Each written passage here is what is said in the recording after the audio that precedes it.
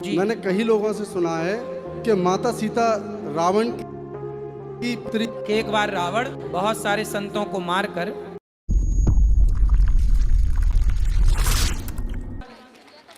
गुरुजी एक प्रश्न और था। जी। मैंने कई लोगों से सुना है कि माता सीता रावण की पुत्री। किस तरह से पुत्री थी ये नहीं सुना? नहीं, ज्यादातर लोग बड़े बूढ़ों से सुना है आज तक, लेकिन इसका अभी तक खुल के पता नहीं चला कि क्या है। खोल के ये बात थी कि एक बार रावण बहुत सारे संतों को मारकर सबका खून एक घड़े में भर के ले आया, रक्त। मंदोदरी को बोला कि ये घड़ा तुम संभाल के रखना। रावण चला गया। रात को मंदोदरी को लगी प्यास, तो उस घड़े को खोल करके पी लिया।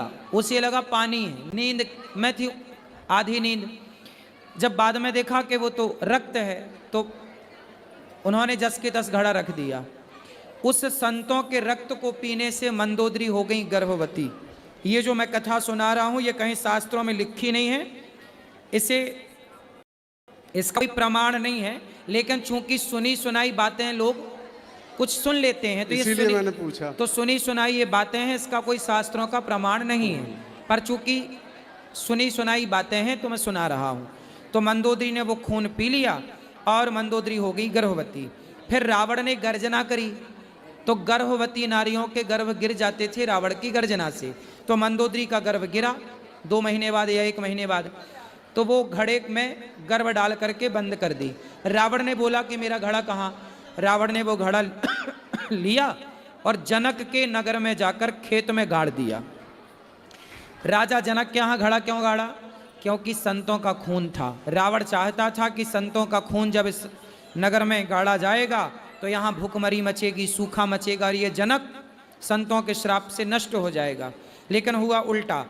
उसमें जो गर्भ था उसका पृथ्वी माँ ने पालन किया, और पृथ्वी माँ ने बाद में स्वप्न दिया कि सोने का हल बना के आप चलाइए। जनक जी ने चलाया तो एक कन्या प्रकट हुई, उसी कन्या का नाम सीता है। तो चूंकि पृथ्वी से प्रकट हुई तो सीता, चूंकि मंदोदरी के गर्भ से वो बाहर आई इस कथा के माध्यम से, तो वो मंदोदरी की बेटी, इस हिसाब से रावण एक पिता कहा जा सकता है। और बात ये ठीक है कि हर लड़की, यहाँ जितनी बच्चियां बैठी हैं, हर बच्ची हमारी बेटी है। तो रावण उम्र में बड़ा था, विद्वान भी था, तो सामान्य दृष्टिकोण से भी एक छोटी बच्ची को कोई बूढ़ा आदमी क्या बोलता, बेटा जरा यहाँ आओ। तो इस हिसाब से एक पिता कह देना कोई बुराई नहीं है। तो रावण जैसे उम्र वाले को सीता जैसे उम्र वाली बेटियां तो पिता ही कहती थी कि आप मेरे पिता के समान हो, और वास्तविक में रावण पिता के समान ही था। जय श्री मन्नारायण जी।